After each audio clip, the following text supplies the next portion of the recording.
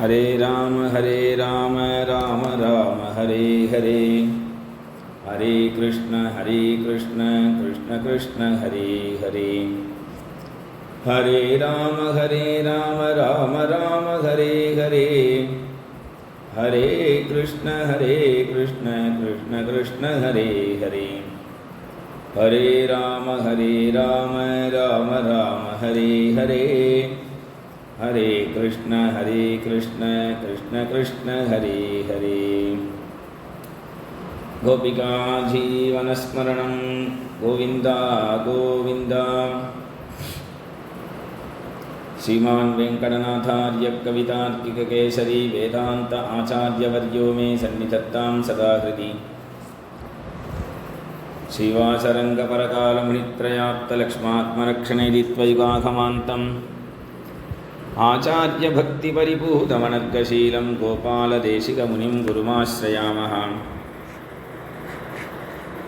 प्रेमप्रदानैकविचक्षणाभ्याम् अनन्यभक्तैः अभिवन्दिताभ्यां मदीयचित्तासनशोभिताभ्यां नमो नमः प्रेमिकपादुकाभ्याम्।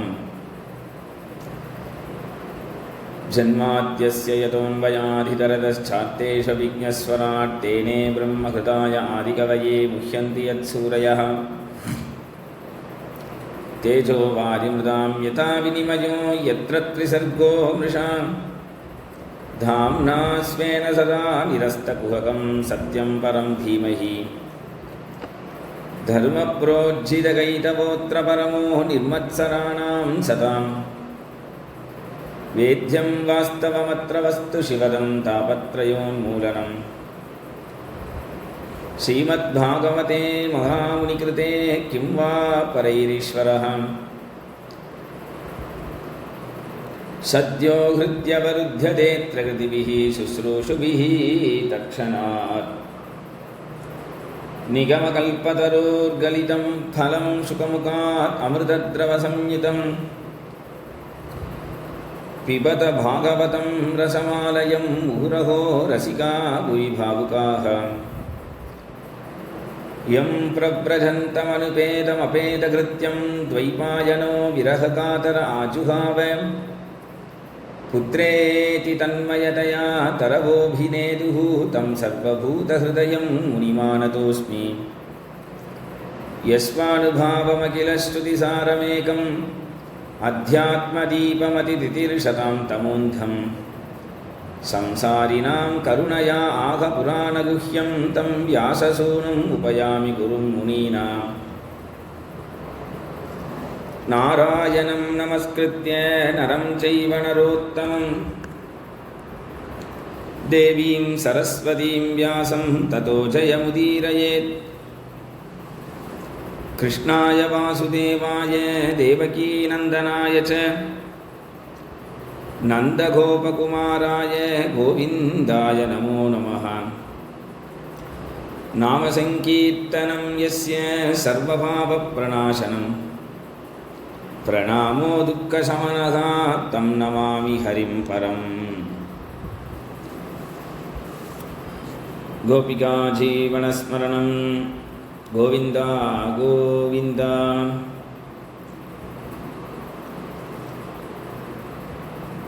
பஞ்சபாண்டவர்கள் சொர்க்க ஆரோகணம் சென்ற பிறகு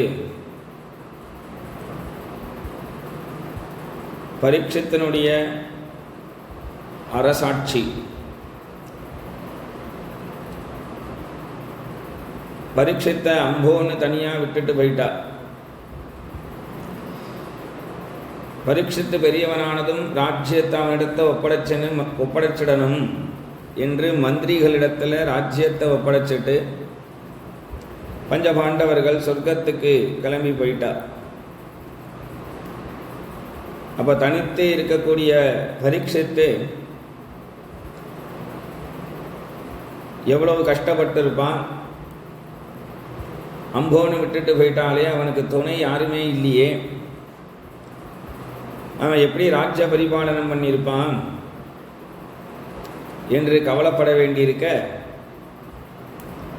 இங்கே அந்த கவலை வேண்டாம் அப்படின்னு பாகவதம் அழகான ஒரு வார்த்தையை சொல்லி இந்த இடத்துல ஆரம்பிக்கிறார். ततः परीक्षिद्विजवर्य शिक्षया महीं महाभागवतः शशासः यथा हि सूत्याम् अभिजातकोविदाः समादिशन् विप्रमहद्गुणस्तथा ततः परीक्षिद्विजवर्य शिक्षया. அந்த கவலை வேண்டாம். ததஹா அப்படின்னு ஒரு மங்கள வார்த்தையான். அம்போன்னு விடப்பட்டதான ராஜ்யத்தில் ராஜாவே இல்லாத சமயத்தில் குழந்தை பரீட்சித்து பெரியவனார வரைக்கும் அந்த ராஜ்ய கஷ்டங்கள்லாம் ஏதாவது வந்துதா, எந்த ஒரு கஷ்டமும் வராமல் குழந்தை ராஜ்யத்தை பொறுப்பாக ஏற்றுண்டானா பெரியவனாகி. அவன் பெரியவனாகி வர வரைக்கும் பல கஷ்டங்கள் வந்ததா என்று கேட்டால் அப்படி இல்லை, சௌக்கியமே வந்தது. ததஹான்னு ராமாயணத்தில் சுந்தரகாண்டம் ஆரம்பிக்கும் பொழுது ததோ ராவணநீதாயாக சீதாயா சத்ருகர்ஷணः இயேஷ பதமன்வேஷ்டும் சாரணாச்சரிதே பதி. சுந்தரகாண்டம் ஆரம்பிக்கும் பொழுதே ததஹா அப்படிங்கிறார். ராவணனால தூக்கிச் செல்லப்பட்ட சீதா பிராட்டியை தேடிண்டு ஹனுமார் தனியா புறப்பட்டு போறார். ராவணன் பிரம்மாதி தேவர்கள் கூட பயப்படக்கூடிய அப்பேற்பட்ட பராக்கிரமம் உடையவன். அப்பேற்பட்ட அந்த ராவணனுடைய லங்கைக்கு தனித்து போறாரே, நம்ம ஆஞ்சநேயருக்கு ஏதாவது ஆயிடுமா? ராவணனுடைய லங்கைக்கு போறாரே, ஆஞ்சநேயருக்கு ஏதாவது ஆயிடுமா என்று ஆஞ்சநேய பக்தர்கள் கவலைப்படுவா இல்லையா? அதனால தான் அங்கேயும் ததஹான்னு ஆரம்பிக்கிறார். ததோ ராவண நீதாயாக, அதாவது ஆஞ்சநேயர் இங்கிருந்து கடலை தாண்டி போகிற வழியில் சுரசா சிம்ஹிக இவர்களெல்லாம் கடந்து லங்கையினுடைய கோட்டை வாசல்ல லங்கினின்னு ஒருத்தி அவரையும் கடந்து அசோகவனத்தில் சீதா பிராட்டியை பார்த்து சமாதானம் பண்ணி அங்கே இருக்கக்கூடிய ராட்சசர்களெல்லாம் அக்ஷயகுமார்லாம் வதம் பண்ணி பஞ்சசேனாதிபதிகளை வதம் பண்ணி ராவணனுக்கு புத்திமதி சொல்லி தன்னுடைய வாளில் ஏற்றி விடப்பட்டதான அந்த நெருப்புனால லங்கையையே பொசுக்கி அப்புறம் சீதையினிடத்தில் சமாதானம் மறுபடியும் சொல்லிட்டு கடலை தாண்டி வந்து ராமரிடத்தில் கண்டேன் சீதையை என்கின்ற இவ்வளவு சம்பவம் நடந்த பிறகு ராவணன் கொஞ்சம் கவலைப்பட்டான் என்று சொல்ல வேண்டியிருக்க, ஆனால் இங்கே இவ்வளவு காரியம் நடக்கிறதுக்கு முன்னாடியே ததஹா, அதாவது ஹனுமார் இங்கே புறப்படுறார், ராவணன் அங்கே இழைச்சி போயிட்டான் அப்படின்னு சொல்கிறார் வால்மீகி பகவான். ததஹாங்கிறதுக்கு இவ்வளவு காரியம் நடந்த பிறகு ராவணனுக்கு என்ன கணக்கம் வருமோ அது ஆஞ்சநேயர் கிளம்பும் பொழுதே வந்துடுத்து. அதுபோல ததப் பரீட்சித் விஜவரிய சிக்ஷயாம், பரீட்சித்தினிடத்தில் அது மாதிரி அவன் ராஜ்ய பரிபாலனம் பண்ணுவதற்கு எந்த விதமான கஷ்டமும் இல்லாமல் சௌகரியமாக இருந்தான். எந்த ஒரு ராஜ்ய மண்ணுக்காக அடிச்சுட்டாலும் பஞ்சபாண்டவர்களும் கௌரவர்களும் அந்த ராஜ்யம் பரீட்சித் ராஜனுக்கு சண்டை போடாமையே கிடைச்சிடுது. ததப் பரீட்சித் விஜவரிய சிக்ஷயாம், அவனிடத்துல என்னென்ன உயர்ந்த குணங்கள் இருக்குன்னு பெரியோர்கள்லாம் கணித்தார்களோ அந்த குணங்கள்லாம் பரீட்சித்தினிடத்தில் இருந்தது. விப்ரமகத் குணஸ்ததா,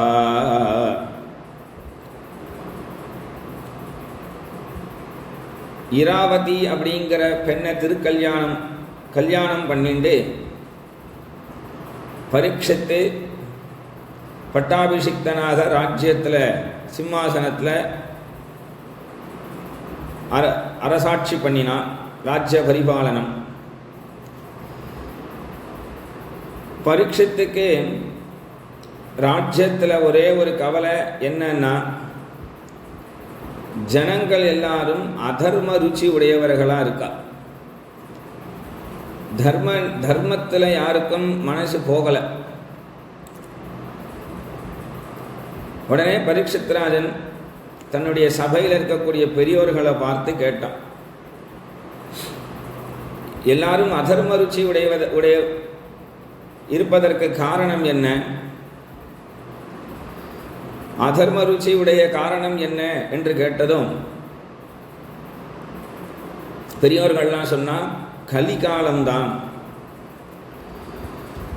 கலிகாலம்.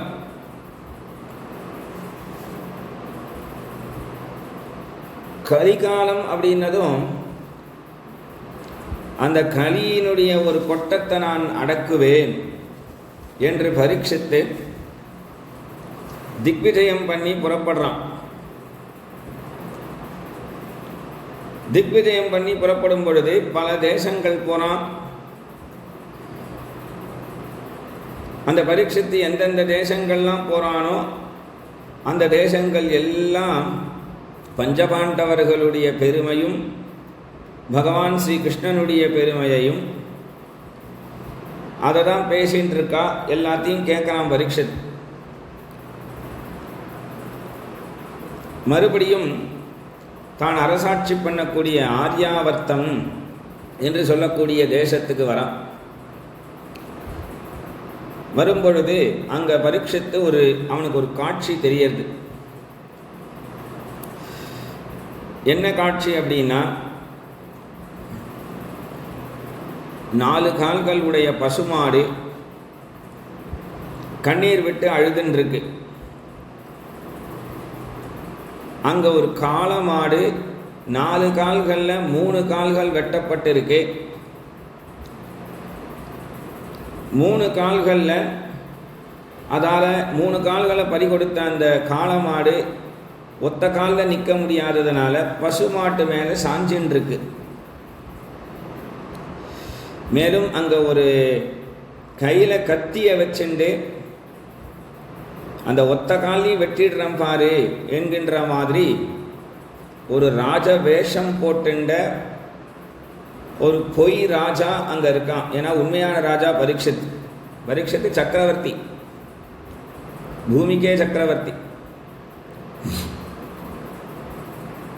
அப்போ உண்மையான ராஜா பரீட்சித்தா இருக்கும் பொழுது என்ன நடக்கிறதுன்னு பார்த்தா, காளமாடு பசுமாடை பார்த்து கேட்கறது, உனக்கு தான் 4 கால்கள் இருக்கே, நீ அழ வேண்டிய காரணம் என்ன? நீ அழ வேண்டிய காரணம் என்ன? நீ 4 கால்கள் இருக்கிறதுனால சந்தோஷமாக எல்லா இடத்துலையும் ஊர் பூரா மேயலாமே. 4 காலில் 3 கால் இல்லாமல் ஒத்த காலில் இருக்கிற நானே தைரியமாக இருக்கேன் அழாமல். உன் அழுகைக்கு காரணம் என்ன என்று கேட்டதும்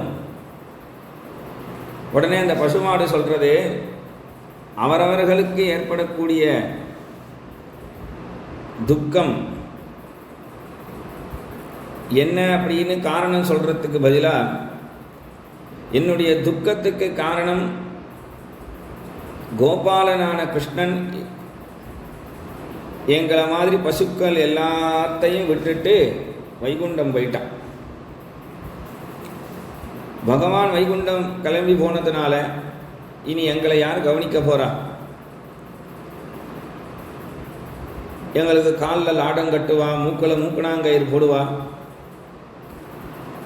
நாங்கள் சரியாக சுமந்துண்டு போகலைன்னா ஒரு கொம்புல ஆணியை வச்சுட்டு அந்த ஆணியால் பின்னாடியை குத்துவான். கிருஷ்ணாவதார காலத்தில், கிருஷ்ணனுடைய காலத்தில் பசுமாடுகள்லாம் மடியில் போய் கையை வைக்கவே வேண்டான்னா, ஏற்ற களங்கள் எதிர் பொங்கி மீதொழிப்ப மாற்றாதே பால் சொரியும் வள்ளல் பெரும் பசுக்கள். வள்ளல்னு சொன்னான்.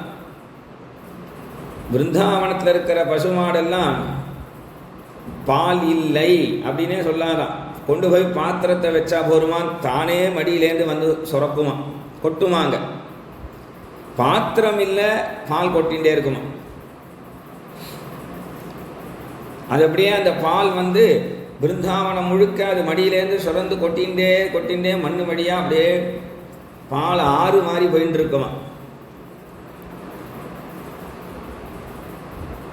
அதனால அப்படி வள்ளல் பெரும் பசுக்கள்னு சொல்லியிருக்கா ஆண்டாள். அந்த மாதிரி இருக்கக்கூடிய அந்த பசுக்களை இப்ப கறக்கிற விதமே கலிகாலத்தை வேற மாதிரி ஆயிடுத்து. மெஷினை போட்டுடுறா, இயந்திரத்தை போட்டு கறக்கிறா. அதுக்கு மடி எவ்வளவு வலிக்கும், அந்த வேதனை அது எங்க போய் சொல்ல முடியும். எல்லா ஜீவனுமே பகவானுடைய கிருபையில தானே வாழறது. இருக்கிறதுலையே வசத்தியான ஜீவன்னா பசுதான். அதை அடித்தாலும் வாய முடின்னு இருக்கும்.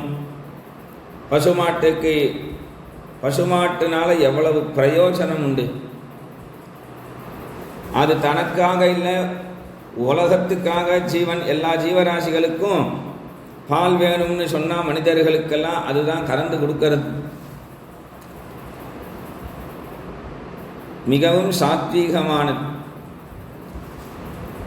அப்போ அந்த பசுமாடு சொல்றது, எங்களை விட்டு கிருஷ்ணன் கிளம்பி போயிட்டானே. இதை கேட்டு இருந்த பரீட்சித் ராஜன் அங்கேருந்து வந்தான்.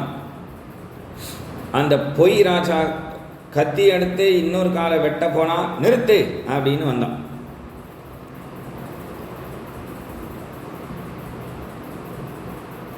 காளமாடை பார்த்து கேட்டான், உன்னோட 3 கால் வெட்டப்பட்டிருக்கே, அதுக்கு யாரு காரணம்? அப்போ அந்த காளமாடு சொல்றது,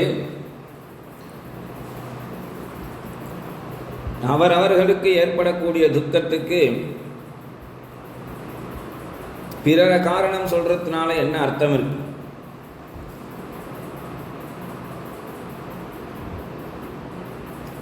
சில பேர் சொல்றா, என்ன போய் இப்படி சொல்லிட்டான் சுவாமி, அவன் என்ன போய் இப்படி சொல்லிட்டான் என்று வருத்தப்படுறா. எனக்கு இப்படி ஆயிடுத்தே, எனக்கு ஒரு கஷ்டத்தை கொடுத்துட்டானே அவன் என்று ஒருத்தன் சொல்றான். இங்க பாகவதம் சொல்றது, அவனால தான் நான் கஷ்டப்படுறேன், இவனால தான் கஷ்டப்படுறேன் என்று நீ சொல்றியே. பொதுவாகவே ஒரு பதார்த்தம், சாப்பிட்ற பதார்த்தம் ஒன்று எடுத்து வாயில போட்டு கடிச்சுட்டு இருக்கும் பொழுது 2 பல்லுக்கு இடையில நாக்க அப்படி ஒரு கடி கடிச்சிருவோம். சில சமயம் சாப்பிட்ற ஒரு சுவாரஸ்யத்தில் அந்த நாக்க கடிச்சிருந்ததும் ஹா அப்படின்னு சத்தம் போடுறோம். அப்போ பாகவதம் என்ன கேட்கறது, இப்போ நீ உன் நாக்க கடிச்சுண்டியே, இதுக்கு உன் நாக்க திட்ட முடியுமா, இல்லை உன் பல்லு தான் காரணம்னு சொல்ல முடியுமா, இல்லை வாயில் போட்டுட்ட பதார்த்தம் காரணம்னு சொல்ல முடியுமா, இல்லை அந்த பதார்த்தத்தை பண்ணினவன் நான் என் நாக்க கடிச்சுக்கணும் அப்படின்னு மந்திரம் போட்டு பண்ணிட்டான் அப்படின்னு சொல்ல முடியுமா? நீயே உன்னுடைய பல்லுனால நாக்க கடிச்சுன்றதுக்கு எப்படி யாரையும் காரணம் சொல்ல முடியாதோ, அது மாதிரி தான் உலகத்தில் உனக்கு வரக்கூடிய கஷ்டத்துக்கும் யாரும் காரணம் இல்லை. 2 ஒரு வாசல்ல கதவுக்கு அந்த வாசல்ல வழியா உள்ள போகும்பொழுது கதவுக்கு நடுவில் அந்த கதவுல நம்மளை அறியாம கீழே காலில் இடிச்சுன்றோம். இல்லை நடந்து போகும் பொழுது ஒரு கல்லில் ஒரு விரல் கால் பட்டெடுத்துனா அப்போ அந்த கல்லை குத்தம் சொல்ல முடியாது. பின்ன எதை குத்தம் சொல்ல முடியும்? நம்ம கண்ணை தான் குத்தம் சொல்லணும். சரியா பார்த்துட்டு போக வேண்டாமா? நீயே நடந்து போயின்னு இருக்கும்போது இடிச்சுட்டா எப்படி யாரையும் குத்தம் சொல்ல முடியாதோ, அதுபோலதான் உனக்கு ஏற்படக்கூடிய துக்கத்துக்கு பிறரை குற்றம் சொல்லுவது பிரயோஜனமில்லை. மனசு எல்லாத்துக்குமே ஆசைதான் காரணம்னு சொல்லி முடிப்பார். ஏகாதச ஸ்கந்தத்தில் வரும். பிக்ஷு கீதைன்னு. அப்போ அவரவர்களுக்கு ஏற்படக்கூடிய துக்கத்துக்கு அவரவர்களே தான் காரணம். இல்லை பரீட்சித்து நீ கேட்ட கேள்விக்கு உனக்கே எந்த பதில் தோன்றதோ அந்த பதிலை நீ உனக்கு சம்மதமாக எடுத்துக்கோ, என்ன கேட்காத என்று அந்த காளமாடு. அப்போ தன்னுடைய துக்கத்துக்கு காரணம் இப்போ பக்கத்தில் இருக்கக்கூடிய இந்த ராஜாதான், போலி ராஜாதான் அப்படின்னு சொல்லலையாம். அப்படி சொல்லி கொடுக்காத ஒரு உயர்ந்த குணம் பரீட்சித் ராஜன் கொஞ்சம் ஆலோசனை பண்ணினா கண்டுபிடிச்சிட்டான். என்ன கண்டுபிடிச்சான்னா, இது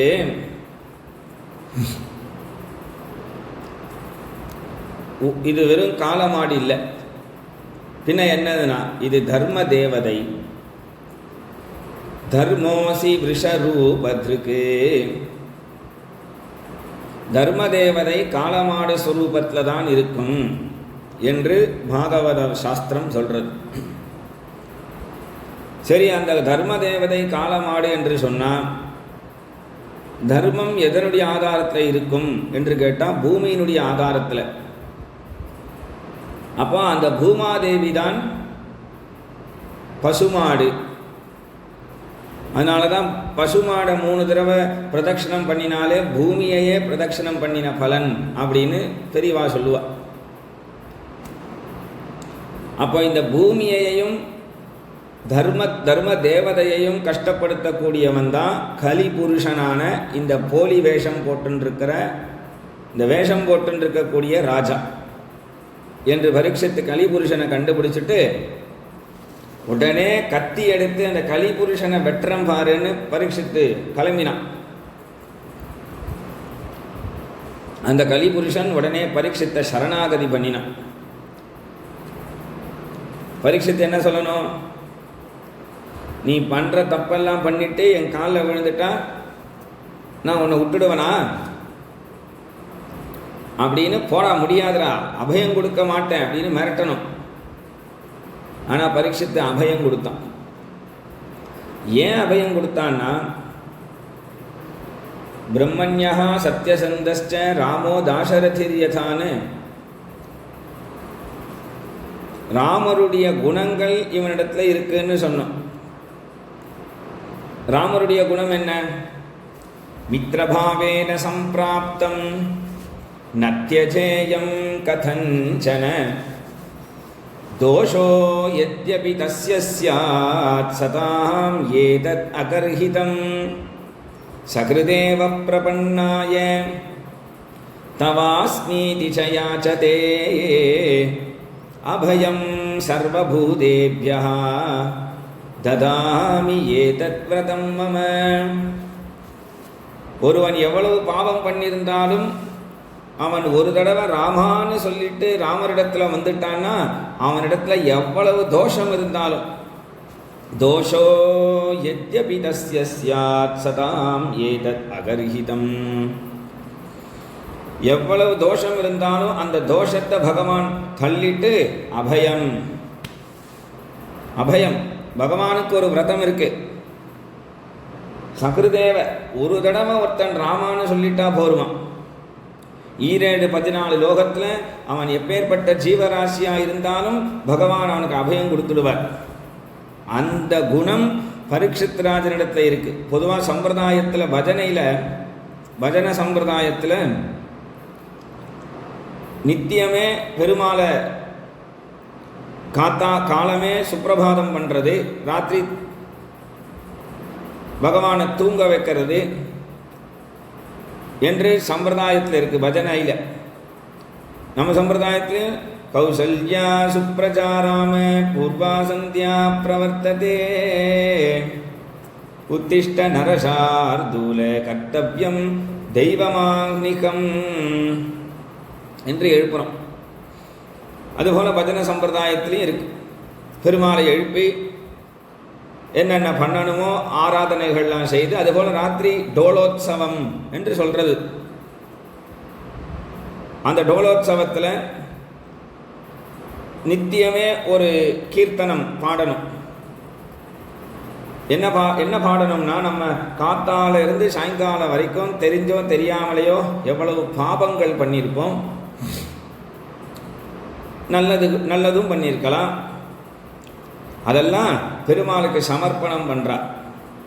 மம கம பராதசதம் கிருஷ்ணா மாதவா கிருபயா க்ஷமஸ்வ சங்கசக்ரதர பங்கஜ நேத்ரா சங்கர வினூத ஷாமளகாத்ரா மாமகம பராதசதம் கிருஷ்ணா மாதவா கிருபயா க்ஷமஸ்வ பிரம்மாதிக சுர பூஜித பாதா பிரேமிக ஹிருதய நகரநாதா மாமகம பராதசதம் கிருஷ்ணா மாதவா கிருபயா க்ஷமஸ்வ. பெருமாளிடத்துல, பிரபோ கிருஷ்ணா, நான் காத்தாலிருந்து இந்த நிமிஷம் வரைக்கும் நிறையா பாவம் பண்ணியிருக்கேன், தப்பு பண்ணியிருக்கேன். நான் பண்ணின அனைத்து தப்பையும் உனக்கு சமர்ப்பணம் பண்ணுறேன். என்னை நீ மன்னிச்சிடு, பொறுத்துக்கோ. நித்தியம் இப்படி நம்ம பெருமாள்கிட்ட போய் ராத்திரி வேண்டிக்கணும். அதனால் அப்படி வேண்டின்னா என்னன்னா, பெருமாள் மன்னிச்சிருவான், கிருபாலு. இது மாதிரி எந்த தப்பாக இருந்தாலும் அதை நீ என்னை செய்ய விடாமல் பார்த்துக்கோ. அதனால இந்த இடத்துல பரீட்சித்ராஜனுக்கு அந்த ராமருடைய உயர்ந்த குணம் இருக்கு என்று சொன்னதுனால பரீட்சித் அபயம் கொடுத்தான். கலிபுருஷனுக்கு 4 இடம் கொடுத்தான். தியூதம் பானம் ஸ்திரிய சூனா எத்ர அதர்மச்சதுர்விதா. பரீட்சித்து சொன்னா, சூதாடுற இடத்துல போயிரு, மதுபானம் பண்ற இடத்துல இரு, வேஷ்யா சங்கமத்தில் இரு, கொள்ளை அடிக்கிற இடத்துல இரு. கலிபுருஷன் இந்த 4 போராது. இன்னும் ஒரு இடம் கொடு ஆதாரத்துக்கு. இந்த 4ற்கும் ஆதாரம், இந்த 4ற்கும் ஆதாரம் பணம். இதுக்கு இந்த 4 அதர்ம காரியத்துக்கும் உபயோகப்படக்கூடிய பணத்திலையும் போயிரு. எல்லாரும் சொல்லுவா, இங்க 5வது வேற ஒன்று சொல்லியிருக்குன்னு வா, விரோதம் அப்படின்னு இருக்கு. விரோதத்திலையும் கலிபுருஷன் இருப்பான். ஆனா எல்லாத்துக்குமே ஆதாரம் பணம் தான். சூதுனா பணம் வச்சுதான் சூதாடுறா.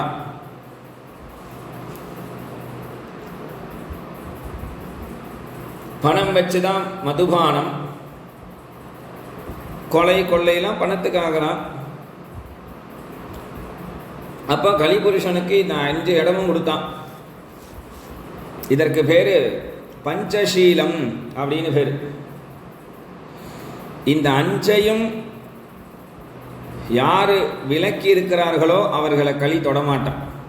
இந்த 5ம் யாரிடத்துல இல்லையோ, 5ம் இல்லை, ஏதாவது ஒன்று இருந்தா கூட களி வந்துடுவான். இதனுடைய கிளைகள் நிறைய இருக்கு. பொய் சொல்றது, ஏமாத்துறது, இதெல்லாம் இதனுடைய கிளைகள். இந்த 5னுடைய கிளைகள் நிறைய இருக்கு. அப்ப இந்த 5லையும் யார் இல்லையோ, 5ல ஏதாவது ஒன்று இருந்தா கூட களி வந்துடுவான். இது யாருக்குன்னா எல்லாருக்கும் தான். இந்த தர்மம் எல்லாருக்கும் பொருந்தியதுதான். ஏன்னா பொய் சொல்லக்கூடாது அப்படின்னு ஒரு தர்மம் இருக்கு. நாம யாரு பொய் சொல்லக்கூடாது அப்படின்னு கேட்க முடியாது. புருஷர்கள்லாம் பொய் சொல்லக்கூடாது, ஸ்திரீகள்லாம் பொய் சொன்னா பரவாயில்ல, அப்படி கிடையாது. ஸ்திரீகள்லாம் பொய் சொல்லக்கூடாது, புருஷர்கள் தான் பொய் சொல்லணும் அப்படியும் கிடையாது. பெரியோர்கள்லாம் பொய் சொல்லக்கூடாது, சிறியவர்கள்லாம் பொய் சொல்லலாம் அப்படியும் கிடையாது. இந்துக்கள் தான் பொய் சொல்லலாம்,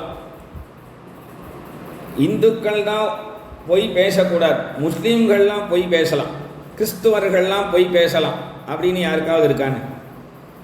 இந்துவாக இருந்தாலும் எந்த மதத்தை சேர்ந்தவர்களாக இருந்தாலும் உண்மையை பேசணும் அப்படிங்கிறது பொதுவான தர்மம், மாற்றவே முடியாது. அதுபோல சூதாடக்கூடாது, மதுபானம் பண்ணக்கூடாது, கொலை பண்ணக்கூடாது, கொள்ளையடிக்கக்கூடாது, இந்த மாதிரி விஷயமும் எல்லாருக்கும் பொதுதான். அது பிராமணனாக இருக்கட்டும், க்ஷத்ரியனாக இருக்கட்டும், வைசியனாக இருக்கட்டும், சதுர்த்தனாக இருக்கட்டும், எதுவாக இருந்தாலும் சரி இந்த தர்மம் அனைவருக்கும் பொருந்தும். அதனால் பரீட்சித் அவனுடைய அரசாட்சியில் எல்லாரையும் இப்படி உட்கார வச்சுட்டான். கலி தொட விடாத அளவுக்கு பஞ்சசீலத்தை ஸ்தாபனம் பண்ணிட்டான். பரீட்சித்தினுடைய இந்த அரசாட்சியை கண்டு கலிக்கே பயம் வந்துடுது. பரீட்சித்து ஏன் கலியை 5 இடம் கொடுப்பானே, பரீட்சித்து அந்த கலி புருஷனை கத்தி எடுத்து வதம் பண்ணியிருக்கலாமே, என்னத்துக்காக பரீட்சித்து அவனை உயிரோட விட்டான் அப்படின்னா காரணம் உண்டு. என்ன காரணம்னா, பொதுவாக யுகங்கள் அப்படின்னு எடுத்துட்டா கிருதயுகம், திரேதாயுகம், துவாபர யுகம், கலியுகம் என்று வரிசையாக இது வரக்கூடியது. கலியுகம் முடிஞ்சால் மறுபடியும் கிருதயுகம், மறுபடியும் திரேதாயுகம், துவாபர யுகம், மறுபடியும் கலியுகம். இப்படி தான் உலக நியதி பகவான் படைச்சிருக்கான். அப்படி பகவான் படைச்சிருக்கும் பொழுது பகவானுடைய சிருஷ்டியில் கலின்னு ஒரு சிருஷ்டி இருக்கு. அந்த பகவானுடைய சிருஷ்டியையே மாற்றக்கூடிய அளவுக்கு தனக்கு அதிகாரம் கிடையாது அப்படின்னு பரீட்சித் அமைதியாக இருந்தான். இது பெருமாளுடைய இஷ்டம்னு இருந்துட்டான். இல்லைனா பரீட்சித் என்னைக்கும் அதை வதமே பண்ணியிருப்பான். கலிகாலம்ன்ற ஒரு காலமே இல்லாமல் பண்ணியிருப்பான். ஆனால் அது பகவானுக்கு விருப்பமாக இருக்காது என்று பரீட்சத்துக்கு அந்த சக்தி இருந்தும் அமைதியாக இருக்கும். ஆனால் களி பண்ணுறதை பண்ணட்டும், நாம் அந்த களிக்கு இடம் கொடுக்காம தர்மத்தில் இருந்தோம்னா களி தன்னுடைய பலம் ஒடுங்கி போயிடும் அப்படின்னு பரீட்சித் ராஜன். அப்போ ஜனங்கள்லாம் தர்மத்தில் திசை திரும்பினதும் கலிக்கு ரொம்ப கோபம் பரீட்சித்து மேலே.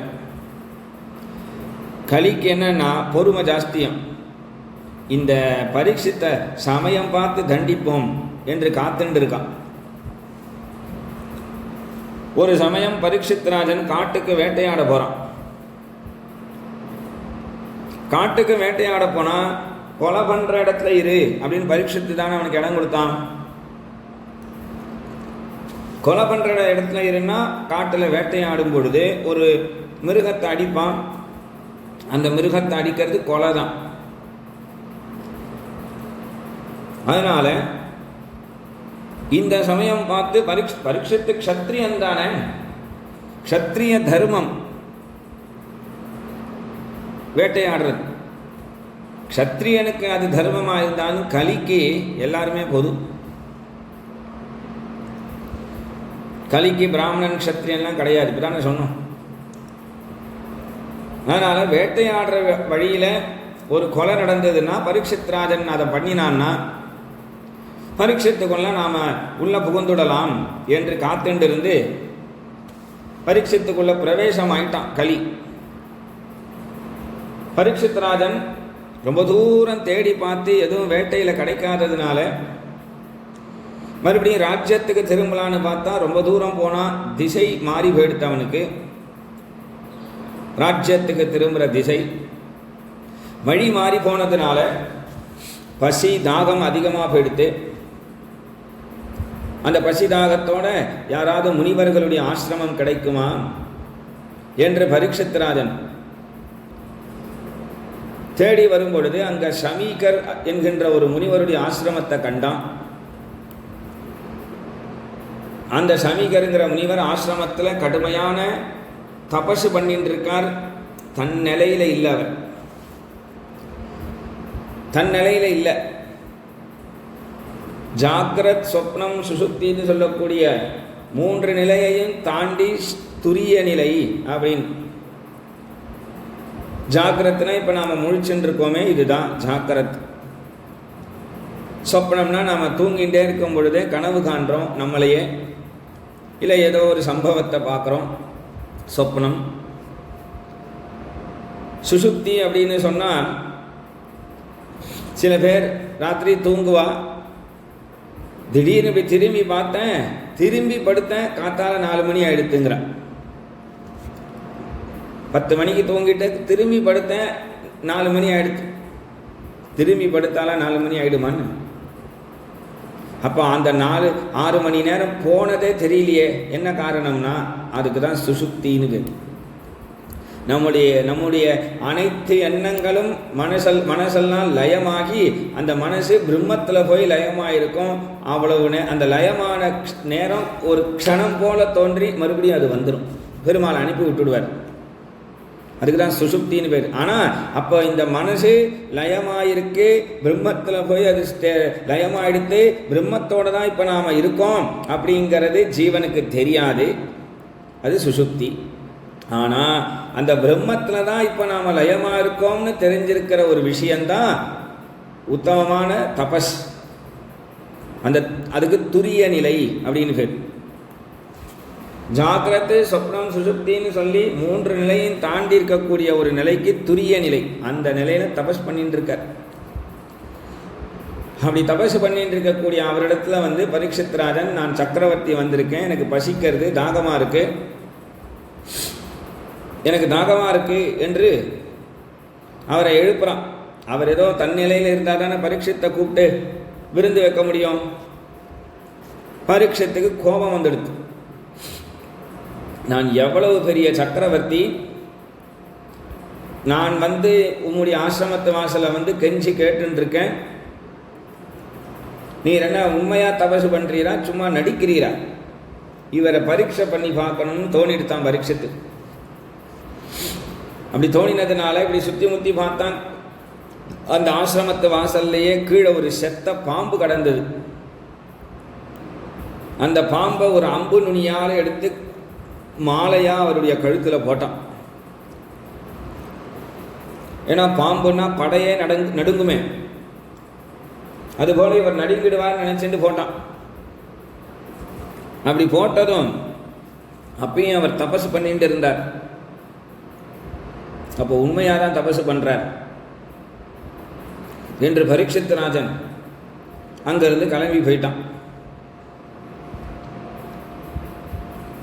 அந்த முனிவர் அப்பயும் அப்படியே தபசு பண்ணிட்டு இருக்கார். அந்த சமீகருங்கிற முனிவருக்கு ஸ்ருங்கின்னு ஒரு 7 வயசு பையன், 8 வயசு பையன். அவன் என்ன பண்ணினான், அவனுடைய தோழர்களோட அதே காட்டுல விளையாடிட்டு இருக்கான் கொஞ்சம் தள்ளி. அப்போ அவனுடைய தோழன் ஒருத்தன் அங்கேருந்து ஓடி வந்து, அடே ஸ்ருங்கி, இப்போ உங்க அப்பா உங்க ஆசிரமத்து வழியா தான் வரேனா, என்னடா உங்க அப்பா சிவபெருமான் மாதிரி கழுத்துல பாம்பை போட்டுன்னு தபசு பண்ணிட்டு இருக்கார் என்று சொன்னான். உடனே மற்ற பசங்கள்லாம் டேடே அது புதுவிதமான தபசா இருக்குண்டாங்கிறான் ஒருத்தன் சொன்னா, அது எப்படா பாம்பை போட்டு தபசு பண்ண முடியும், அந்த பாம்பே உங்க அப்பாவுடைய கழுத்துல ஏறி உட்காந்துருக்கும்னா. இன்னொருத்தன் சொன்னா, டேய் சிங்கி, நேத்திக்கு உங்க ஆசிரம வாசல்ல ஒரு செத்த பாம்பு கடந்ததேடா, அந்த பாம்பு தாண்டா கழுத்துல இருக்கு. செத்த பாம்பு எப்படா கழுத்துல போகும்னா ஒருத்தன். இன்னொருத்தன் சொன்னா, யாரா தூக்கி போட்டிருப்பானான். உடனே இந்த குழந்தை ஓடி வந்து அப்பாவுக்கு என்ன ஆயிடுதுன்னு பார்க்கணுமே. ஆனா இந்த குழந்தை இருந்த இடத்துல இருந்தே கண்ணை மூடினான். கொஞ்ச நேரத்துக்கு முன்னாடி அந்த ஆசிரமத்துல என்ன நடந்தது என்கின்றது அவன் கண்ணுக்கு இந்த இடத்துல வந்துடுத்தான். அவ்வளவு தபசா அந்த பையனுக்கு. நாமளும் கண்ணை தான் மூடுறோம். நமக்கு கண்ணை மூடினா நமக்கு இருட்டு தான் தெரியறது, இருட்டு தான் வருது, தூக்கம் கூட வந்துடுறது கண்ணை மூடினா. சில பேர் கண்ணை மூடினா தூக்கம் வரமாட்டேங்கிறது. நமக்கு தூக்கத்துக்கு கூட கண்ணை மூட முடியல. நமக்கு அடுத்தது என்ன நடக்க போகிறதும் தெரியாது, என்ன நடந்திருக்குங்கிறதும் தெரியாது, இப்போ என்ன நடந்துட்டு இருக்கிறதும் தெரியாது. நம்ம அந்த மாதிரி நிலையில் இருக்கு. நம்ம நிலை யாராலையும் இருக்க முடியாது. நம்ம நிலையில் நம்மளால் மட்டும்தான் முடியும். அதனால் அந்த குழந்தைக்கு அப்படி ஒரு தபஸ். அவன் பார்த்தான், பரீட்சித்து வந்தது, அவன் கழுத்தில் பாம்பை போட்டது, திருப்பி போனது, இதெல்லாம் பார்த்ததும் குழந்தைக்கு பயங்கரமான கோபம் உண்டாயிடுது. அந்த கோபத்தினால அந்த கௌஷிகின்னு ஒரு நதி இருந்தது. அந்த நதியில் ஒரு குடி ஜலம் எடுத்தான். பரீட்சித்தை பார்த்து சொன்னான், பரீட்சித்தே, நீ க்ஷத்ரியன் அப்படிங்கிறதுனால உனக்கு தோல் வலிமை ஜாஸ்தி என்கின்ற திமிரில் இந்த காரியத்தை பண்ணிட்டியா? நாங்கள்லாம் பிராமணர்கள், எங்களுக்கெல்லாம் நான் வலிமை ஜாஸ்தி. உன்னுடைய பலம் பெருசா என்னுடைய பலம் பெருசா என்று பார்ப்போம். நீ போட்டது கேவலம் செத்து போன ஒரு பாம்பு தானே, என் மகிமையை பாரு என்று அந்த ஒரு குடி ஜலத்தை எடுத்தான். இதிலங்கித மரியாதம் தக்ஷக சப்தமேகனி தங்ஷதி ஸ்ம குலாங்காரம் சோதிதோமே ததத்ருகம். யாருக்கும் எந்த அபராதமும் செய்யாத என்னுடைய தகப்பனார் தனித்து ஒரு இடத்துல உட்கார்ந்து கொண்டு அவர் பாட்டும் தபசு பண்ணின்றிருக்கும் பொழுது அவருடைய கழுத்தில் எவன் இந்த செத்த பாம்பை போட்டானோ அவனை இன்றிலிருந்து 7வது நாள் தக்ஷகன் என்ற தேவலோக பாம்பு தீண்டக் கடவது அப்படின்னு சாபம் கொடுத்தான். அந்த சாபத்தை கொடுத்துட்டு கிடுகிடுன்னு ஓடி வந்தான். அப்பா கழுத்தில் இருக்கிற பாம்பை எடுத்து போட்டுட்டு ஓன்னு அழறான். இவனுடைய அழுக சத்தம் கேட்டு சமீகர் கண்ணை திறந்தார். கண்ணை திறந்து இவனை பார்த்தார். அவன் முகத்தில் தேஜஸ் இல்லை. அவனை பார்த்து கேட்டார், ஏன் யாரையாவது சபிச்சியா அப்படின்னு. பையனுக்கே இவ்வளவு திறமன்னா அப்பாவுக்கு இருக்காரா? சபிச்சியான்னு சாபம் கொடுத்தியா யாருக்காவது? உடனே இவர் கண்ணை மூடினார். பரீட்சித்து பண்ணினது பதிலுக்கு இவன் பண்ணினது. சபாஷ், சரியான காரியம் பண்ணிட்ட, சமத்து அப்படின்னு சொல்லலை. அசடி, ஏன்டா இப்படி ஒரு காரியம் பண்ணின? நீ பண்ணின காரியத்துக்கு உனக்கு நான் சபாஷன்னு சொன்னேன்னா அது அந்த பரம பாகவதோத்தமனான பரீட்சித்துக்கும் பெருமாளுக்கும் நான் செய்கிற பாவம். பரம பாகவதோத்தமன்டா அந்த பரீட்சித்தே, அவனுக்கு இவ்வளவு பெரிய கடுமையான தண்டனையை கொடுப்பாளா யாராவது? பொதுவாகவே பசின்னு வந்துட்டாலே கோபம் வருதுங்கிறது ஒரு குணம். சாப்பிட்டா அது சரியாக போயிடும். பரீட்சித்ராஜன் பசியில் இருக்கும் பொழுது இப்படி ஒரு காரியம் பண்ணியிருக்கான். இவ்வளவு கடுமையான தண்டனை கொடுக்கக்கூடாதுப்பா. அவன் ஒரு தப்பு பண்ணினாங்கிறதுனால அந்த தப்பை இன்னொரு தப்பு கொண்டு சரி பண்ண முடியாது. அமைதி தானே நமக்கு லட்சணம். உன்னிடத்துல பொறுமை இருக்க வேண்டாமா என்று தன் பையனையே சத்தம் போட்டார். பையனை சத்தம் போட்டு உடனே ஒரு சிஷ்யனை கூப்பிட்டு, இந்த விஷயத்தை பரீட்சித்ராஜனுக்கு போய் தெரிவிச்சிடு, பரீட்சித்ராஜனுக்கு சொல்லிட்டு வானர். ஏன்னா 7 நாள் கிடைச்சிருக்கு. 7 நாளைக்கு அவன் பரிகாரம் தேடிக்கட்டும், இல்லை 7 நாளைக்கு தன்னுடைய குடும்பத்துக்கு ஏதாவது நன்மை செஞ்சுக்கட்டும், இல்லை 7 நாளைக்கு அவன் நாட்டு மக்களுக்கு ஏதாவது நன்மை செய்யட்டும், இல்லைன்னா 7 நாள் இருக்கு அவன் சௌக்கியத்தை ஏதாவது தேடிக்கட்டும், இல்லைனா 7 நாள் இருக்கு அவன் பகவத் குணத்தை தேடி ஆத்ம விஷயத்துக்கு பிரயோஜனமாக ஏதாவது பண்ணட்டும் என்று பரீட்சித்ராஜனுக்கு சொல்ல விஷயத்தை சொல்லி ஒரு சிஷ்யனை அனுப்பிட்டார். பரீட்சித்ராஜன் பசி தாகம்னு தானே இப்படி ஒரு தப்பு பண்ணினான் கோபத்தினால. அப்போ நேராக அரண்மனைக்கு இலை போட்டு நன்னா சாப்பிட வேண்டியது தானே. பரீட்சித்ராஜனுக்கு சாப்பிடணுங்கிற எண்ணமே இல்லை. ஒரு மகாத்மாவுக்கு இப்படி ஒரு அபச்சாரம் பண்ணிட்டனே என்று தன்னைத்தானே வருந்தி கவலைப்படுறான். அப்படியே கவலைப்பட்டுண்டே தன்னுடைய சிம்மாசனம் சபைக்கு சிம்மாசனத்தில் தலையை குடிஞ்சுட்டே உட்காந்துக்கிறான். சிம்மாசனத்தில் உட்காந்துட்டு இருந்தாலும் கவலையாக இருக்கான். ராஜா கவலையாக இருந்தால் அந்த ராஜாவை குஷிப்படுத்துறதுக்குன்னு சபையில் கவிதை பாடுறவாள்லாம் இருப்பாள், ராஜாவுடைய பெருமையை எடுத்து பேசுகிறவாள்லாம். அதில் ஒருத்தர் எழுந்து சொன்னார், நம்ம மகாராஜா பரீட்சித் எப்பேற்பட்ட வம்சத்திலிருந்து வந்தவர், யயாதிரிவ தார்மிகான்னு தர்மத்தில் சிறந்தவனான யயாதி மகாராஜா தோன்றின வம்சம். கர்மனா தேன சந்தனுகுன்னு தொட்ட இடங்கள்லாம் தங்கமாகக்கூடிய கைவுடைய சந்தனு மகாராஜா தோன்றின வம்சம். சர்வ தர்மங்களும் தெரிஞ்ச பீஷ்மர் அவர் கண் பார்வையில் அரசாட்சி நடந்த வம்சம். இப்படி பரம்பரையா தர்மம் தர்மம் தர்மம்னு வந்ததுனால சாட்சாத் தர்ம தேவதையே தர்மபுத்திரங்கிற பெயர்ல தோன்றி இந்த சிம்மாசனத்தை அலங்கரிச்ச அப்பேற்பட்ட வம்சம். அப்படி வந்த வம்சத்துல நம்முடைய பரீட்சித் மகாராஜா இன்னொரு தர்மபுத்திரர் மாதிரி இந்த சிம்மாசனத்தை அலங்கரிக்கிறார். இன்னொரு தர்மபுத்திரர் மாதிரின்னு சொன்னதுமே பரீட்சித் ராஜன் கேவி அழறான், கதறி அழறான். தர்மபுத்திரர் எப்பேற்பட்ட மகாத்மா, அவர் ஒரு சாதுவை கூட அவமரியாதை பண்ணது கிடையாது. ஆனால் அவர் ஒரு தர்மபுத்திரர் ஒரு ஜீவனை கூட கஷ்டப்படுத்தினதில்லை, துன்புறுத்தினதில்லை. நான் ஒரு சாது மகாத்மாவுக்கு அபச்சாரம் பண்ணிட்டு இப்படி வந்து உட்கார்ந்துருக்கேன், தர்மபுத்திரருக்கு சமமாக முடியுமா? துவாரகாதீசனான கிருஷ்ணா, நீ இருந்திருந்தா இப்பேற்பட்ட தப்ப நான் செஞ்சிருப்பனா? இப்படி ஒரு அபச்சாரத்தை பண்றதுக்கு தான் என்னை நீ காப்பாத்தினியா கர்ப்பத்தில் இருந்து? மக்கள் தப்பு பண்ணினா அரசன் இருக்கான் தண்டிக்கிறதுக்குன்னு சொல்லுவான். ஆனால் அரசனே தப்பு பண்ணினா பகவானான நீதான தண்டிக்கணும். நீ இல்லையா?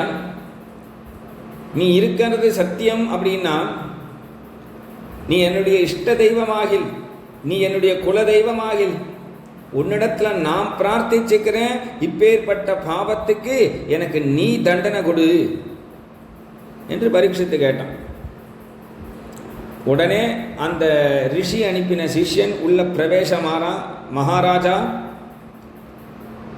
நீங்க எந்த முனிவருடைய கழுத்துல பாம்பை போட்டீர்களோ அவருடைய புத்திரன் உங்களை இன்றிலிருந்து 7வது நாள் தக்ஷகன்ற தேவலோக பாம்பு தீண்ட கடவுதுன்னு சபிச்சுட்டார். அதை உங்களுக்கு சொல்லிட்டு வரணும்னு எங்க குருநாதர் சொன்னார். நான் சொல்லிட்டேன், போயிட்டு வரேன். அந்த பையனும் கம்பீரமா சொல்றான், பயப்படல் பரீட்சித்தை கண்டு. உடனே பரீட்சித்து என்ன பண்ணினா, என்ன சபிக்கிறது யார்? ஒரு சின்ன பையன். மந்திரியை பார்த்து போய் அந்த பையனை அழைச்சிட்டு வா, சிறைச்சேதம் பண்ணிடலாம் அப்படி சொல்லலை. அப்பதான் பரீட்சித்து முகம் பிரசன்னமாச்சு, சந்தோஷப்பட்டான். தண்டனை தானே கேட்டான், தண்டனை கிடைச்சிடுத்தேன். உடனே பட்டுன்னு எழுந்தா ராஜா எழுந்தா, சிம்மாசனம் சத்திரம் சாமர கொடை எல்லாத்தையும் வச்சிரு, நீ எனக்கு தகுதி கிடையாது. ஒரு சாதுவை மதிக்க தெரியாத எனக்கு இந்த ராஜ்யம் தகுதி இல்லை. அவ பார்த்துக்கோங்க, ராஜ்யம் எதுக்காகன்னு? சாதுக்களை மதிக்கிறதுக்காக. சாதுக்களை பூஜை பண்றதுதான் ராஜாவுக்கு அழகு.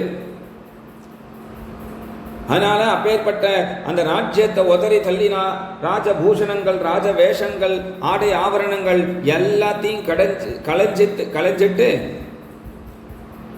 ஒரு மர உரிய உடுத்தின்டான், கையில் ஒரு தர்பாசனத்தை எடுத்துட்டான், நேராக கங்கை கரைக்கு வந்து உட்காந்துட்டான். பிராயோபவேஷம். உயிர் இருக்கிற வரைக்கும் சாப்பிட்றது இல்லை, தூங்கிறது இல்லை. பிராயோபவேஷம். மனசுல ஏதாவது தாபமா? ராஜ்யத்தை விட்டுட்டு வந்துட்டோமே, மனைவி மக்களை விட்டுட்டு வந்துட்டோமே, நாட்டு மக்களை விட்டுட்டு வந்துட்டோமே, சுகத்தை விட்டுட்டோமே என்று ஏதாவது மனசுல தாபமானா, அருமையான சத்சங்கத்தை இழந்துட்டனே என்று ஒரு கவலை. சத்சங்கத்தை இழந்துட்டேன். ஒரு சாதுவுக்கு அவமரியாதை பண்ணா அது எல்லா சாதுவுக்குன்னா பொருந்தும். அருமையான சத்சங்கத்தை இழந்துட்டனே, இனி சத்சங்கம் கிடைக்குமா? இனி அடுத்த பிறவிலையாவது ஒரு சத்சங்கத்துக்கு போகக்கூடிய அப்பா அம்மாவுக்கு குழந்தையா பிறப்பனா என்று இனி சத்சங்கம் கிடைக்குமான அவனுடைய ஹிருதயத்தில் நினைச்சதும் தத்ரோபஜக்முர் புவனம் புனானாக மகானுபாவா முனயஸ்ய சிஷ்யாக பிராயேன தீர்த்தாபிகமாபதேசைஹி ஸ்வயம் ஹி தீர்த்தானி புனந்தி சந்தஹ. இனி சத்சங்கம் கிடைக்குமான்னு நினைச்சா ஆயிரக்கணக்கான முனிவர்கள் பரீட்சித்த பார்க்க வர. அத்ரிர் வசிஷ்ட சவனசனத்வான் அரிஷ்டநேமிர் பிருகுரங்கிராஸ்ச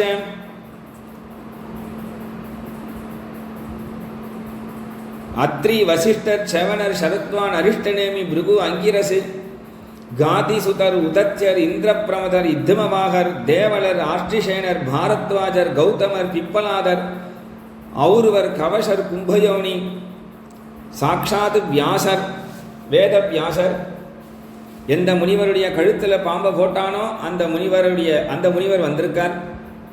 விஸ்வாமித்ரர், பரசுராமர், பகவான் பரசுராமர். ஆனால் பரசுராமர் இங்கே முனிவர்னு சொல்லிட்டா, பகவான்னு சொல்லலை. அந்தந்த முனிவர்கள் அவரவர்களுடைய சிஷ்யர்களோட அந்தந்த சிஷ்ய கோடிகளோட இத்தனை இதில் பிரம்ம ரிஷி, ராஜ ரிஷி, தேவ ரிஷின்னு கேட்டகிரி வேற. இந்த 3 விதமான ரிஷிகள், ஆயிரக்கணக்கான ரிஷிகள், இத்தனை ரிஷிகளோட கூட்டத்தோட கூட்டமாக சேர்ந்து நாரத ரிஷி வரார். நாரத ரிஷின்னு சொல்லலை, நாரத முனிவர்னு சொல்லலை, அவரை தேவ ரிஷியில சொல்லலை, பிரம்ம ரிஷியில சொல்லலை, ராஜ ரிஷியில சொல்லலை. நாரதர் வரார்னும் பொழுதே கடைசி என்ன சொல்றார்? பகவான் நாரதஸ்ச, பகவான் நாரதர் வந்தாராம். அப்ப நாரதரை மட்டும் பகவான்னு சொல்லுவானே என்று கேட்டா, சாட்சாத் பகவானே நாரத ரூபத்தில் அங்க வந்துட்டான். என்னன்னா பரீட்சித்துக்கு என்ன ஆக போறது? பரீட்சித்தா இப்படி ஒரு பாவம் பண்ணா இருக்காதே, ரொம்ப சமத்து ராஜாவாச்ச, அவனுக்கா இப்படி நேர்ந்தெடுத்து, அவனுக்கா சாபம் என்று ஆயிரக்கணக்கான முனிவர்கள் அப்படி வரதை பார்த்த பரீட்சித்தே அவர்களெல்லாம் விழுந்து சேவிச்சுட்டு சொன்னா, என்னை பார்த்து நீங்கள்லாம் சி அப்படின்னு சொல்லிட்டு போவீர்கள்னு பார்த்தா, எனக்கு முன்னாடி வந்து இப்படி நின்று அனுக்கிரகம் பண்ண வந்திருக்கிறீர்களே, என்ன ஹிருதயம் உங்களுக்கு, இவ்வளவு கருணையா? நீங்கள் இவ்வளவு கருணை காட்டக்கூடிய அளவுக்கு நான் நல்ல காரியம் பண்ணலையே சுவாமி, அசத்காரியம்னா பண்ணியிருக்கேன். இத்தனை நேரம் நான் பகவான்கிட்ட என்ன நானே திட்டின்னு இருந்தேன், இப்படி ஒரு அசத்காரியம் பண்ணிட்டனே, இப்படி ஒரு அசத்காரியம் பண்ணிட்டனேன். பரீட்சித்து ஏன்பா அவனுக்கு இப்படி ஆயிடுத்து? முனிவர்கள்லாம் கேட்கிறா, ஏன் இப்படி ஆயிடுத்து? உனக்கு ஏதாவது பரிகாரம் வேணுமா?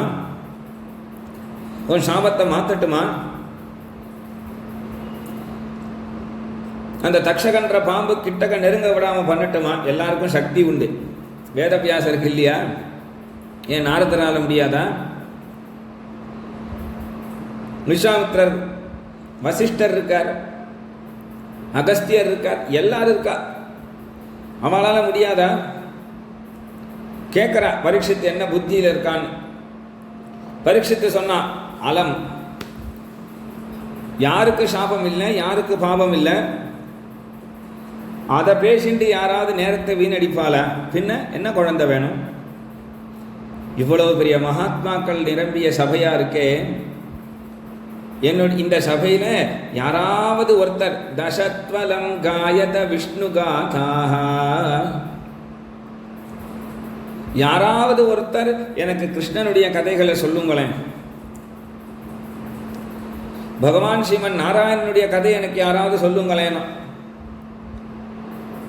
உடனே பரீட்சித்து, நல்ல கேள்வி கேட்ட, உட்காரு நான் சொல்றேன் அப்படின்னு வசிஷ்டர் வாயை திறக்கவே இல்லை, வாயை மூடின்னு. விஸ்வாமித்ரராவது நான் சொல்றேன் அப்படின்னு சொல்லலை, அத்ரி முனிவர் சொல்லலை, சாட்சாத் துவைபாயனர்னு சொன்னாரே வேதவியாசர், அவரும் வாய மூடின்னு இருக்கார், நாரதர் வாய மூடின்னு இருக்கார். ஒவ்வொரு முனிவரும் ஒருத்தரை பார்த்து நீங்க சொல்லுங்களேன், ஒருத்தரும் வாயை திறக்கலை. ஏன்னா பரீட்சித் ராஜனுக்கே பகவத் குணத்தை சொல்லணும் அப்படின்னு ஒருத்தர் அவதாரம் பண்ணியிருக்கார். அவர் காட்டுல சஞ்சாரம் பண்ணிட்டு இருந்தவர். பரீட்சித் ராஜன் இப்படி கங்கை கரையில வந்து உட்கார்ந்துருக்காங்கிறத தெரிஞ்சின்றதும் பட்டு அந்த காட்டுல மறைந்தார். பரீட்சித்துக்கு முன்னாடி தோன்றினார். தத்ரா பவத் பகவான் வியாசபுத்ரஹாம் யத்ரிச்சயாகாம் அடமானோ நபேக்ஷஹாம் அலக்ஷலிங்கோ நிஜலாபதுஷ்டஹ மிருதஸ்ச பாலைஹ அவதூதவேஷஹாம் தம் ஜஷ்டவர்ஷம் சுகுமாரபாதகரோருபாஹ்வம் சகபோலகாத்ரம் சார்வாயதாக்ஷோன்னசதுல்யகர்ண சுப்ருவானனம் கம்பசுஜாதகண்டம் நிகூடச்சத்ரம் ருதுதுங்கவக்ஷசம் ஆவர்த்தனாபிம் வலிவல்கூதரம் ச திகம்பரம் வக்ரவிகீர்ணகேஷம் பிரலம்பபாகும் சமரோத்தமாபம் ஷியாமம் சதாபிச்ச வயோங்கலக்ஷ்மியா ஸ்திரீனாம் மனோஜ்ஞம் ருச்சிரஸ்மிதேன பிரத்யுத்திதாஸ்தே முனயஸ்வாசனேப்யஹ தல்லக்ஷணஜ்ஞாபி கூடவர்ச்சசம். தத்ரா பவத் பகவான் வியாசபுத்ரஹ, சாட்சாத் வியாசருடைய புத்திரரான ஸ்ரீ சுகபிரம்ம முனிவர் பரீட்சித்துக்கு முன்னாடி தோன்றினார். எப்படி இருக்கார்னா, குள்ளமா இருக்கார், குழந்தையா இருக்கார், 16 வயசு, நீலமேக சாமலனா இருக்கார். நீலமேக சாமலனா இருக்கார். கருணையான பார்வை, 16 வயசு, சாட்சாத்து பாலகோபாலனே வந்த மாதிரி இருக்கான், கிருஷ்ணரே வந்த மாதிரி இருக்கு. உடனே நாம் இப்ப சொன்னோமே, அந்த சபையில பிரம்மரிஷி, ராஜரிஷி, தேவரிஷின்னு என்னென்னமோ சொன்னோமே, அத்தனை முனிவர்களும் 16 வயசு சுகபிரம்ம முனிவர் அங்கு தோன்றினதும் அத்தனை முனிவர்களும் எழுந்து சுகபிரம்ம முனிவரை விழுந்து சேவிச்சாலாம். உடனே பரீட்சித்து பார்த்தா, இப்பேற்பட்ட பெரியோர்களே இவரை விழுந்து சேவிக்கிறான்னா நம்ம பாக்கியமே பாக்கியம், இதை இழந்திடக்கூடாது என்று தஸ்மை சபரியாம் சிரசா ஆஜஹார. உடனே சாஷ்டாங்கமா விழுந்து சேவிச்சு அவருடைய திருவடியை பிடிச்சுட்டான். ஏன் அவருடைய திருவடியை பிடிச்சுட்டான்னா, ச கோதோகன மாத்திரம். ஒரு பசுமாட்டுக்கு பால் கறக்கிற நேரம் தான் சுகபிரம்ம முனிவர் ஒரு இடத்துல தங்குவர். அதுக்குள்ள அவரிடத்துல நன்மையை கேட்டுக்கணும் அப்படின்னு. அதனால பரீட்சித்து அவரை பார்த்து கேட்டான், அகோ அத்யவயம் பிரம்மன் சத்சேவ்யாஹ க்ஷத்ரபந்தவஹ கிருபயா அதிதி ரூபேன பவத்பிஹி தீர்த்தகா கிருதாக ஏஷாம் சம்ஸ்மரணாத் பும்சாம் சத்ய சுத்யந்தி வை கிருகாக கிம் புனர்தர்ஷனஸ்பர்ஷ பாதசௌச்சாசனாதிபிஹ சாநித்யாத்தே மகாயோகின் பாதகானி மகாந்த்யபி சத்யோ நஷ்யந்தி வை பும்சாம் விஷ்ணோரிவ சுரேஹ தரஹ அபி மே பகவான் ப்ரீதஹ கிருஷ்ண பாண்டுசுத பிரியஹ பைத்ருஸ்வசேய ப்ரீத்யர்த்தம் தத்கோத்ரஸ்ய ஆத்தபாந்தவாக அஹோ அத்யவயம் பிரம். ஆஹா, என்ன பாக்கியம், என்ன பாக்கியம்! தங்கள் வருகையினால நான் அடைந்த ஒரு சந்தோஷம். அஹோ அத்யவயம், இப்பொழுது இந்த க்ஷணம் நீர் தோன்றினீரே, என்ன கிருபை, என்ன கிருபை! கிருபையா அதிதி ரூபேன. இவ்வளவு நேரம் என்ன நானே திட்டின்னு இருந்தேன் சுவாமி. பகவான் கிருஷ்ணன் என்னை கைவிட்டுட்டானே, துவாரகாதீசனான கிருஷ்ணன் அவன் இருந்திருந்தா இந்த தப்பை பண்ணியிருப்பனா, கிருஷ்ணா நீ எனக்கு இல்லையா, எனக்கு இல்லையான்னு நான் கேள்வி கேட்டுட்டு இருந்தேன். கிருஷ்ணன் உனக்கு நான் இருக்கேன்டா அப்படிங்கிறத சொல்லிட்டான். எதை வச்சேன்னா, தங்கள் வருகையினால். கிருபயா அதிதி ரூபேன பவத்பிஹி தீர்த்தகா கிருதாக. எப்பேற்பட்ட பாக்கியம் தங்கள் வருகையினால, உங்களுடைய வருகையினால என்னுடைய மூதாதையர்களா நல்ல கதி அடைஞ்சுட்டா.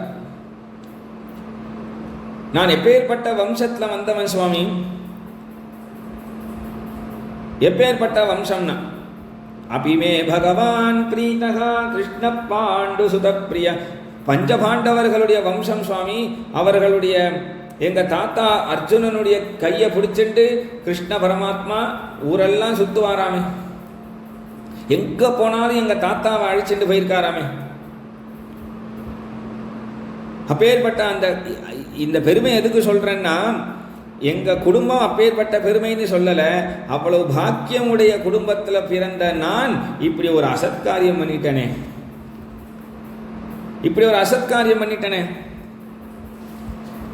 நான் தங்களிடத்தில் கேட்க வேண்டிய விஷயம் என்னன்னா, யத் ஸ்ரோதவ்யம் மதோ ஜப்யம் யத் கர்த்தவ்யம் ரிபி பிரபோ ஸ்மர்த்தவ்யம் பஜனி. எங்க குடும்பத்துக்காக கிருஷ்ணன் இவ்வளவு கடன் பட்டுட்டானே. யத் ஸ்ரோதவ்யம் மதோ ஜப்யம் யத் கர்த்தவ்யம் ரிபி பிரபோ. எங்க அம்மாவுடைய கர்ப்பத்தில் நான் இருக்கும் பொழுது பிரம்மாஸ்திர பிரயோகம் பண்ணி அஸ்வத்தாமனால அந்த பிரம்மாஸ்திரத்திலேருந்து எங்கள் அம்மாவையும் காப்பாற்றி என்னையும் காப்பாற்றினான் கிருஷ்ணன்.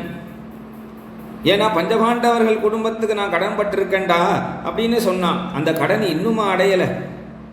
ஏன்னா இப்பயும் உங்களை சாதுக்களான உங்களை அனுப்பி பகவான் என்னை காப்பாற்றிட்டானே. யத் ஸ்ரோதவ்யம் மதோ ஜப்யம் யத் கர்த்தவ்யம் ரிபி பிரபோ ஸ்மர்த்தவ்யம் பஜனீயம் வா ப்ரூஹி யத்வா விபர்யயம். சுகரை பார்த்து கேட்டான், பிரபோ, ஒரு மனிதன் இந்த லோகத்தில் பிறந்தா அவன் எதை பார்க்கணும், எதை கேட்கணும், எதை பேசணும், எதை வாயில் போட்டு சாப்பிடணும், அவன் எங்கே போகணும், ஒருத்தன் வாழ்க்கை வாழ்வதற்கான பிரயோஜனம் என்ன என்ற அருமையான கேள்வி கேட்டான். அப்படி ஒரு கேள்வியை கேட்டு இதற்கு தாங்கள் தயவு செய்து பதில் சொல்லணும் என்று இவன் கேட்டதும் பரீட்சித் ராஜனை பார்த்து சுகபிரம்ம முனிவர் சந்தோஷப்பட்டு அந்த சுகபிரம்ம முனிவர் பரீட்சித் ராஜனுக்கு இதுக்கு என்ன பதில் சொல்ல போகிறாரோ அந்த பதிலை நாளைய உபன்யாசத்தில் நாம் சிரவணம் பண்ணலாம். கோபிகா ஜீவனஸ்மரணம். கோவிந்தா கோவிந்தா.